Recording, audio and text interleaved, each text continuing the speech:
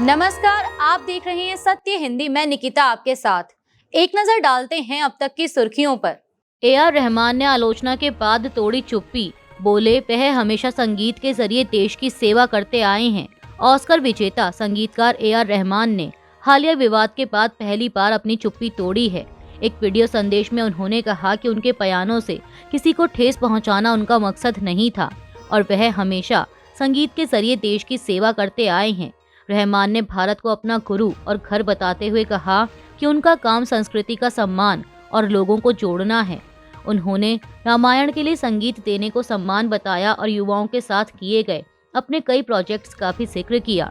इससे पहले PBC Asia network को दिए एक इंटरव्यू में रहमान ने कहा था कि पिछले 8 सालों में इंडस्ट्री में पावर शिफ्ट हुआ है और कम क्रिएटिव लोगों के हाथ में फैसले हैं, जो शायद सांप्रदायिक कारण भी हो सकता है। उनके इसी बयान पर उन्हें आलोचना झेलनी पड़ रही है। वहीं वीडियो के अंत में उन्होंने अपने गाने माँ तुझे सलाम वंदे मातरम का स्टेडियम में बजता फुटेज भी दिखाया है। ए.आर. रहमान के काम ना मिलने वाले बयान पर बढ़ा विवाद। बीजेपी और हिंदुत्व समूह ने उनके दावे पर उठाए सवाल। ऑस्कर विजेता संगीतकार ए.आर. रहमान के पिछले 8 सालों में बॉलीवुड में कम काम मिलने को लेकर दिए गए बयान पर सियासी विवाद तेज हो गया है।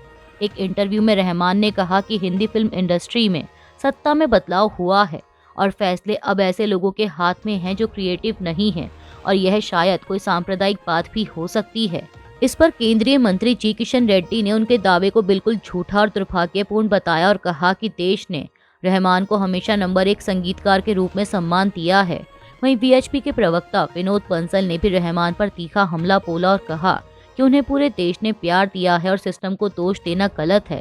वहीं ए.आर. रहमान ने साफ किया कि वह काम की तलाश में नहीं रहते और कई बार प्रोजेक्ट्स की खबर कानों कान मिलती है। उन्होंने कहा कि 1990 के दशक में उन्हें भेदभाव महसूस नहीं हुआ, लेकिन पिछले कुछ सालों में बदलाव जरूर दिखा है। ईरान में अब तक 16,500 लोग मारे गए। रिपोर्ट। खामेनेई ने भी पहली बार माना कि कई हजार लोग मारे गए हैं। ईरान में हफ्तों से चल रहे सरकार विरोधी प्रदर्शनों पर कार्रवाई को लेकर एक नई रिपोर्ट ने चौंकाने वाले आंकड़े पेश किए हैं। जमीन पर काम कर रहे डॉक्टरों के हवाले से द संडे टाइम्स की रिपोर्ट में दावा किया गया है कि अब तक कम से कम 16,500 प्रदर्शनकारी मारे गए हैं और करीब 3.3 लाख लोग घायल हुए हैं, जिनमें बच्चे और गर्भवती महिलाएं भी शामिल हैं।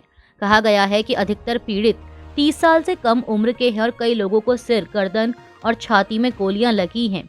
ईरान के supreme leader Ayatollah Ali Khamenei ने भी पहली बार माना कि कई हजार लोग मारे गए हैं और उन्होंने इसके लिए अमेरिका और राष्ट्रपति ट्रंप को जिम्मेदार ठहराया है। रिपोर्ट के मुताबिक सैकड़ों लोगों की आंखें भी चली गईं और खून की कमी से कई मौतें हुई हैं। असम पहुंचे पीएम मोदी। कांग्रेस पर लगाया घुसपैठियों को बचाने का आरोप। प्रधानमंत्री नरेंद्र मोदी ने असम के कलियापोर में एक रैली को संबोधित करते हुए कांग्रेस पर दशकों तक अवैध घुसपैठियों को बचाने का आरोप लगाया और लोगों से पार्टी से सावधान रहने की अपील की। उन्होंने कहा कि घुसपैठियों को जमीन दी गई, जिससे गरीब मध्यम वर्ग और किसानों की नौकरियां छीनी गईं।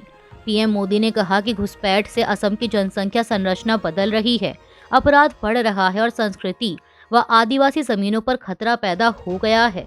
उन्होंने जोर दिया कि मजबूत बीजेपी सरकार ही अवैध आप्रवासन को रोक सकती है। इससे पहले प्रधानमंत्री ने असम में 6,957 करोड़ रुपए की लागत वाले काजीरंगा एलिवेटेड कॉरिडोर की आधारशिला रखी। इस परियोजना का उद्देश्य काजीरंगा नेशनल पार्क और टाइगर रिजर्व में वन्य जीवों की सुरक्षित आवाजाही, नेशनल हाईवे पर सड़क हादसों में कमी और स्थानीय रोजगार व इको टूरिज्म को बढ़ावा देना है। इंदौर दूषित पानी मामला, पीड़ितों से मिले राहुल गांधी। मध्य प्रदेश की मोहन यादव सरकार पर राहुल का हमला। कांग्रेस नेता राहुल गांधी ने शनिवार को इंदौर के भागीरथपुरा इलाके में दूषित पानी पीने से प्रभावित परिवारों और मरीजों से मुलाकात की और बीजेपी सरकार पर लापरवाही का आरोप लगाया। उन्होंने बॉम्बे हॉस्पिटल जाकर इलाज करा रहे 7 मरीजों से बात की और कहा कि स्मार्ट सिटी कहे जाने वाले इंदौर में भी लोगों को साफ पीने का पानी नहीं मिल रहा है। राहुल गांधी ने कहा कि साफ पानी और कम प्रदूषण सुनिश्चित करना सरकार की जिम्मेदारी है, लेकिन सरकार इसमें नाकाम रही है। उन्होंने मांग की कि इस मामले में जिम्मेदारी तय की जाए। हाईकोर्ट में पेश राज्य सरकार की रिपोर्ट के मुताबिक भागीरथपुरा में कुल 23 मौतें हुई हैं, जिनमें से कम 15 मौतें दूषित पानी से जुड़ी मानी जा रही हैं। रिपोर्ट के अनुसार 440 मरीज अस्पताल पहुंचे, 8 आईसीयू में भर्ती हुए और 21 का अभी इलाज चल रहा है। ग्रीनलैंड की मांग पर ट्रंप के टैरिफ का यूरोपियन यूनियन ने दिया जवाब। अमेरिका के साथ ट्रेड पैक्ट फ्रीज किया गया। यूरोपीय संसद ने अमेरिका के साथ होने वाले एक अहम ट्रांस अटलांटिक ट्रेड समझौते की मंजूरी पर रोक लगा दी है। यह फैसला तब आया जब अमेरिकी राष्ट्रपति ट्रंप ने ग्रीनलैंड को लेकर दबाव बनाते हुए कई यूरोपियन यूनियन देशों पर नए टैरिफ लगाने की घोषणा की। यह समझौता पिछले साल जुलाई में ट्रंप और यूरोपीय आयोग की अध्यक्ष उर्सुला वॉन डेर लेयन के बीच हुआ था, जिसका मकसद यूरोपीय सामानों पर अमेरिकी टैरिफ 15% तक सीमित रखना और अमेरिकी निर्यात पर यूरोपीय शुल्क कम करना था। लेकिन अब ट्रंप ने उन देशों पर 10% अतिरिक्त टैरिफ लगा दिया है जो ग्रीनलैंड में सैन्य मौजूदगी बढ़ा रहे हैं। यूरोपीय संघ के नेताओं ने चेतावनी दी है कि अगर ये कदम जारी रहे तो संयुक्त जवाब दिया जाएगा और जवाबी टैरिफ भी लगाए जा सकते हैं। ग्रीनलैंड पर ट्रंप की टैरिफ धमकी से भड़के यूरोपीय संघ के नेता बोले, ट्रंप के इस फैसले से रूस और चीन की मौज। ग्रीनलैंड को लेकर अमेरिका की टैरिफ धमकी से अमेरिका और यूरोप के बीच तनाव और बढ़ गया है। यूरोपीय संघ की विदेश नीति प्रमुख काजा कैलास ने चेतावनी दी कि पश्चिमी सहयोगियों के बीच बढ़ती फूट का फायदा चीन और रूस को मिलेगा। उन्होंने कहा कि अगर ग्रीनलैंड की सुरक्षा को खतरा है तो इस मुद्दे पर नेटो के भीतर बात होनी चाहिए, न कि टैरिफ के जरिए, क्योंकि इससे अमेरिका और यूरोप दोनों को नुकसान होगा। बता दें कि डेनमार्क और ग्रीनलैंड ने इलाके को बेचने से इनकार किया है। यूरोपीय संघ के नेताओं ने चेतावनी दी कि इससे ट्रांस अटलांटिक रिश्ते कमजोर होंगे, जबकि रूस ने इस विवाद पर तंज कसते हुए पश्चिमी फूट का मजाक उड़ाया है।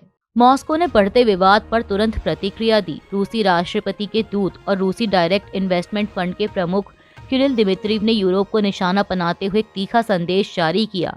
दिमित्रीव ने एक्स पर लिखा कि ट्रंप ने ग्रीनलैंड में सेना भेजने के खतरनाक खेल के लिए UK, Denmark, France, Germany, Finland, Netherland और नॉर्वे पर 10% टैरिफ लगाया है।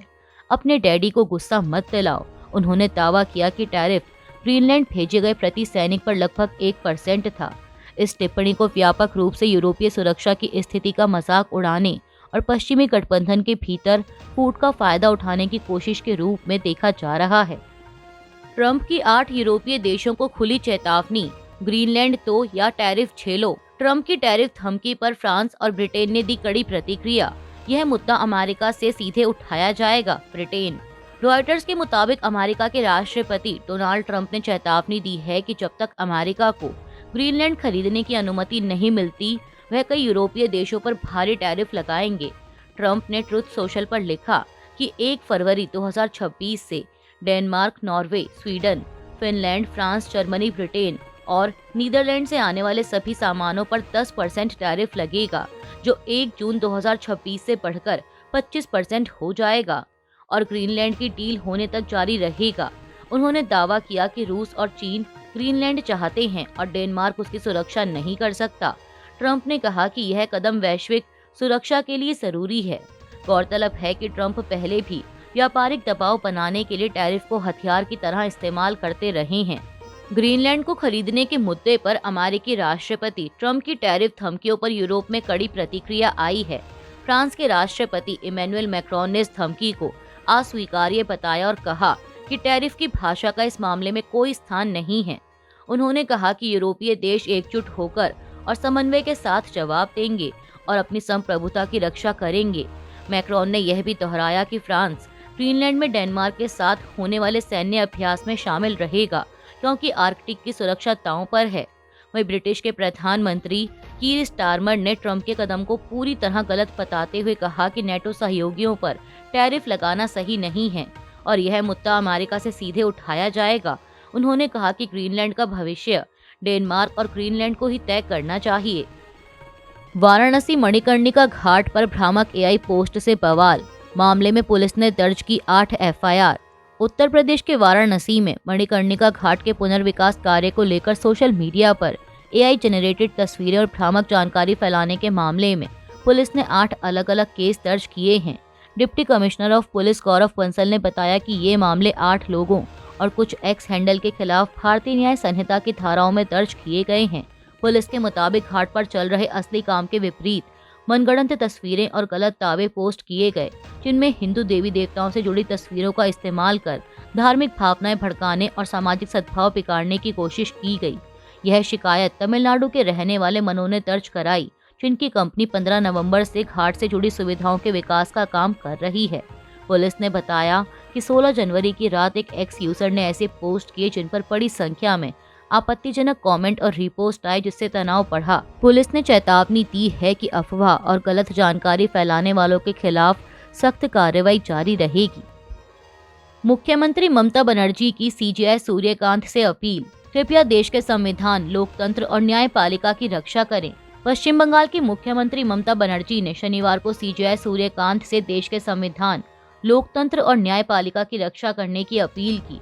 कोलकाता हाईकोर्ट के जलपाईगुड़ी सर्किट बेंच की एक बिल्डिंग के उद्घाटन कार्यक्रम में बोलते हुए ममता ने सीजेआई सूर्यकांत से देश के लोगों को एजेंसियों द्वारा गलत तरीके से निशाना बनाए जाने से बचाने का भी आग्रह किया।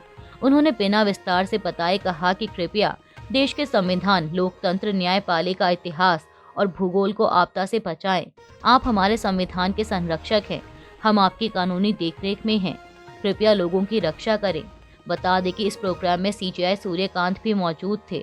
ममता ने आगे कहा कि आजकल मामलों के निपटारे से पहले मीडिया ट्रायल का चलन है, इसे भी बंद होना चाहिए। राजस्थान एसआईआर विवाद, पीएलओ के वीडियो से मचा बवाल, कांग्रेस ने लगाया अपने समर्थक वोटरों के नाम हटाने का आरोप। राजस्थान में वोटर लिस्ट के स्पेशल इंटेंसिव रिवीजन यानी एसआईआर को लेकर बड़ा विवाद खड़ा हो गया है। जयपुर के हवा महल क्षेत्र के बूथ लेवल ऑफिसर और सरकारी शिक्षक कीर्ति कुमार का एक वीडियो वायरल हुआ है, जिसमें वह सैकड़ों नाम हटाने के लिए राजनीतिक दबाव की बात करते हुए आत्महत्या की धमकी देते हुए नजर आते हैं। कीर्ति का कहना है कि उन पर करीब 450 नाम हटाने का दबाव था, लेकिन नियमों के बिना ऐसा करना गलत है। कांग्रेस ने आरोप लगाया है कि बीजेपी ने राज्य भर में अल्पसंख्यक और कांग्रेस समर्थक वोटरों के नाम हटाने के लिए बड़े पैमाने पर फॉर्म 7 जमा कराए हैं। हालांकि बीजेपी ने इन आरोपों को खारिज किया है। बीजेपी पार्षद और विधायक ने इसे फर्जी वोटरों के खिलाफ कार्रवाई बताया। चुनाव आयोग के आंकड़ों के अनुसार बीजेपी ने 18,896 फॉर्म 7 दिए, जबकि कांग्रेस ने सिर्फ 2। अलवर और आदर्श नगर समेत कई इलाकों में भी इसी तरह के आरोप सामने आए हैं। अभी के लिए इतना ही। बाकी की देश दुनिया की बड़ी खबरों के लिए जुड़े रहिए सत्य हिंदी के साथ। Copyright disclaimer under Section 107 of the Copyright Act 1976. Allowance is made for fair use for purposes such as criticism, comment, news reporting, scholarship, and research. Fair use is a use permitted by copyright statute that might otherwise be infringing.